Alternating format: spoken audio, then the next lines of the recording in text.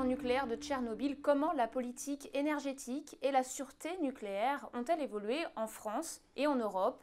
Si les événements du 26 avril 1986 ont fait prendre conscience à la communauté internationale du risque nucléaire et de ses conséquences, ont-ils été suivis d'actes concrets? Michèle Rivasi, vous êtes députée européenne et fondatrice de la CRIRAD, la commission de recherche et d'information indépendante sur la radioactivité. Quelles ont été les avancées notables pour la sûreté nucléaire depuis Tchernobyl? Après l'accident de Tchernobyl, on ne peut pas dire qu'il y a eu une augmentation sur la sûreté nucléaire des centrales. Parce que le discours qui était tenu, c'était « oui, mais c'est les soviétiques, vous savez, ils ont une certaine façon de fonctionner. En plus, ils faisaient des essais lors de l'accident de Tchernobyl. » C'est surtout Fukushima, en fait, qui a augmenté la sûreté nucléaire. Donc en fait, Tchernobyl, ça semblait trop lointain. Ça semblait à la fois lointain et avec une technologie qui soi-disant était vétuste, ce qui n'était pas le cas, parce que les Russes étaient très bons en physique nucléaire. Fukushima, ça a eu des conséquences, parce que ça a été séisme plus tsunami qui a entraîné une inondation et qui a fait en sorte à ce qu'il n'y avait plus, si vous voulez, d'électricité qui permettait de refroidir le cœur. Et là, les autorités de sûreté nucléaire se sont dit, si jamais, par exemple, à Fessenheim, il y a un séisme, puisque c'est dans une zone sismique, que la digue, vous voyez, le canal du Rhin, qui est au-dessus de la centrale, est percé, eh bien, il peut y avoir une inondation pareille. Et il peut y avoir manque, si vous voulez, de refroidissement du cœur du réacteur. Donc la fusion des cœurs à Fukushima a entraîné une prise de conscience européenne.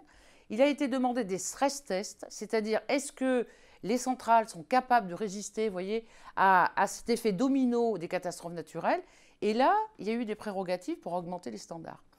Mais par contre, sur la radioprotection, et c'est ça qui m'inquiète beaucoup, c'est que autant, vous voyez, il y a eu une phase où on a dit l'accident est impossible. C'était avant Tchernobyl. Il y a eu Tchernobyl, on a dit, il se peut qu'il y ait un accident, mais pas chez nous. Hein, chez nous, on est les meilleurs, on a une technologie de pointe, etc. Après, quand il y a eu Fukushima, ils avaient une très bonne technologie, les Japonais. Et regardez la position de Mme Merkel. Elle est physicienne, cette chancelière allemande. Elle s'est dit, elle, voilà, comme il y a eu Fukushima, si jamais il y a un accident nucléaire en Allemagne, je ne veux pas en porter la responsabilité. Et je demande à ce qu'on sorte du nucléaire. Vous voyez, elle dit en tant que politique, je ne peux pas prendre ce risque, puisque risque il y a.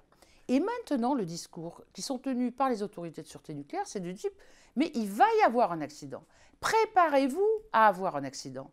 Et donc, ils sont en train d'augmenter les doses maximum admissibles. Vous voyez, ce qu'on peut supporter avant d'être délocalisé. Et vous voyez qu'au moment de Tchernobyl, c'était 1 millisievert par an. Et sur Fukushima, c'est 20 millisieverts par an. C'est-à-dire qu'on accepte que les gens vivent dans des endroits contaminés. C'est incroyable la dérive qu'il y a eu sur l'augmentation des normes sur la radioprotection. Donc c'est sortir du nucléaire ou accepter les risques et les conséquences. En gros, exactement. On est face à ces deux choix. Il n'empêche qu'aujourd'hui, le nucléaire est quand même remis en question par un nombre de gouvernements européens qui font des promesses quant à l'arrêt du nucléaire. Donc il y a quand même, le nucléaire a quand même été remis en question malgré oui, mais ce n'est pas venu de la France, c'est venu de l'Europe. Rappelez-vous, Fukushima, référendum en Italie, les Italiens ne veulent pas de nucléaire. En Allemagne, Mme Merkel dit on va sortir du nucléaire. Le Luxembourg n'a pas de nucléaire, il n'a pas l'intention d'en avoir. L'Autriche, ça fait un moment qu'ils n'ont jamais eu de centrale nucléaire.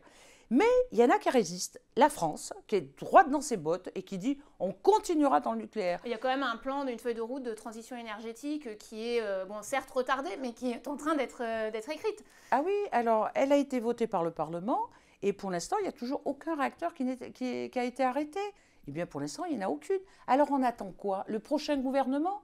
Moi, c'est pour ça que j'ai voulu boycotter cette conférence environnementale. Parce qu'on avait une loi qui donnait un cap, mais il fallait, vous voyez, arrêter des centrales pour ne pas investir sur la sûreté sur des vieilles centrales. Mais qu'est-ce qu'on fait? On fait l'inverse. On augmente la durée de vie des centrales.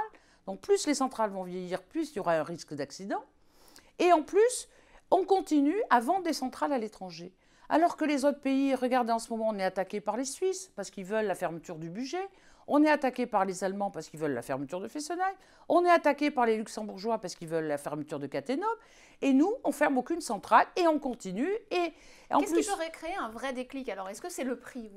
C'est ce que vous me disiez, le prix pourrait être mais pour moi, si vous voulez, la fin du nucléaire passe par le prix. Tant que c'était subventionné par l'État, vous voyez, on cachait le prix. D'ailleurs, on dit que le prix du nucléaire est pas cher, mais c'est l'État qui bloque l'augmentation du prix du nucléaire. Et puis quand on passe à la gestion des déchets, quand on pense à l'enfouissement des déchets et la remise aux normes, c'est plus de 100 milliards d'ici 2030. Comment on paye avec un budget qui se réduit? Et quand, par exemple, la Pologne ou la Hongrie dit on va réinvestir, mais je leur dis qui va payer? Il n'y a plus aucune banque maintenant qui veut investir dans le nucléaire. Et de vos déchets, qu'est-ce que vous allez en faire? Vous avez réfléchi aussi de stockage? Où est-ce que vous allez les mettre? Alors ils me disent ah mais on les envoie tous en Russie. Vous voyez, je pense que le nucléaire, c'est la seule énergie qui, en vieillissant, a son coût qui augmente. Pour moi, c'est complètement obsolète le nucléaire. Et ça me fait mal au cœur en tant que Française de voir que notre gouvernement n'a pas coupé le pont et le cordon avec ce lobby qui est EDF, qui est CEA, qui est Areva. On est toujours dépendant de ces gens-là. Et ces gens-là, eh ben, c'est aussi les gens du gouvernement qui sont complices de cet état de fait. Merci Michel Rivasi d'être venu sur le plateau du Monde.fr. Et pour aller plus loin sur ce sujet, je vous invite à consulter les pages du Monde et du Monde.fr. Bonne lecture.